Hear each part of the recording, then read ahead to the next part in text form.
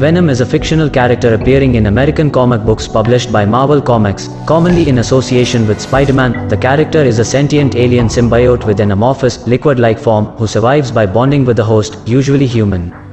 The creature that would become Venom was born to a race of extraterrestrial parasites, which lived by possessing the bodies of other life forms. The parasites would endow their victims with enhanced physical abilities, at the cost of fatally draining them of adrenaline. According to the Planet of the Symbiote storyline, the Venom symbiote was deemed insane by its own race after it was discovered that it desired to commit to its host rather than use it up.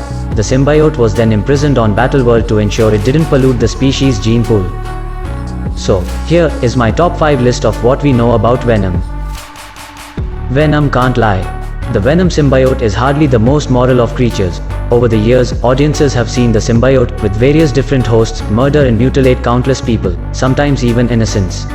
However, in issue 23 of Thunderbolts, it's revealed that the Venom symbiote is incapable of telling a lie. This is pretty interesting to think about and makes interactions with the symbiote even more compelling. Venom was originally a female character with an even darker backstory. Much before the movie was released, Marvel writer David Michelinie wanted the character to be a pregnant woman. In the original story penned by Michelinie, the woman's husband dies in an accident, and while she tries to cope with her loss, she gives birth to her baby. The symbiote gets attracted to the grief-stricken mother when her newborn dies, thus giving rise to Venom. In the movie, we got a sneak peek of Michelle Williams along with the symbiote saving Eddie. Venom protecting the homeless. Venom may be a head-biting alien freak, but he cares deeply for the underprivileged and the homeless. In the comic books, the primary reason Venom was considered an anti-hero was because he used violent means to protect the ones that live on the streets. Many a times he attacked and killed people for hurting the homeless. In the movie, Eddie Brock shows similar traits. He is the first to notice that there are a lot less homeless people on the streets. That is because Drake's corporation has been experimenting on them. Brock is the first to raise questions, and he is ostracized by his own fraternity for doing so. When he becomes Venom, he continues the same tradition. Eddie Brock's cancer cure. Although Brock's fury at the wall crawler was no doubt delicious to the symbiote, what also attracted the otherworldly entity to Brock was the massive amount of adrenaline he produced due to his cancer. The symbiote feeds off adrenaline, and for a time, Brock's cancer was kept at bay. However, after Eddie Brock was separated from the symbiote, his cancer re-emerged. Mr. Lee, the owner of a soup kitchen called Feast, offered Brock a job and, thanks to his mysterious healing powers, cured Eddie Brock of his cancer. However, Lee's magic touch activated the microscopic remnants of the symbiote that clung to Eddie's white blood cells. The result was anti-venom, the inverse of venom. In addition to the superhuman abilities that Venom possessed, anti-venom could cure a person from any illness.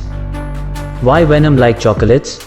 The Venom symbiote has a violent hunger for flesh, and this isn't limited solely to non-human animals, with the Venom character being known for devouring people during his various adventures over the last few decades. However, one element from the 90s comics that helped to alleviate this hunger was chocolate. For some reason, chocolate is able to curb the symbiote's hunger for blood.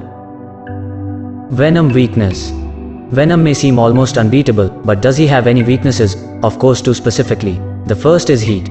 Yes, flame and fire are detrimental to Venom's health and abilities, and their effect is rather self-explanatory. Fire burns and destroys the symbiote bonding to its host. The second, however, has proven to be extremely important in Spider-Man's struggles against his counterpart, sound. The symbiote is extremely vulnerable to sonic waves, and Spider-Man has beaten Venom several times with this knowledge. A great example of this is seen in the film Spider-Man 3, when Spider-Man bangs iron poles together, causing loud vibrations which cause the symbiote wrenching pain and eventually separate it from its host, Eddie Brock, played, inexplicably, by Topher Grace. Goodbye, Eddie.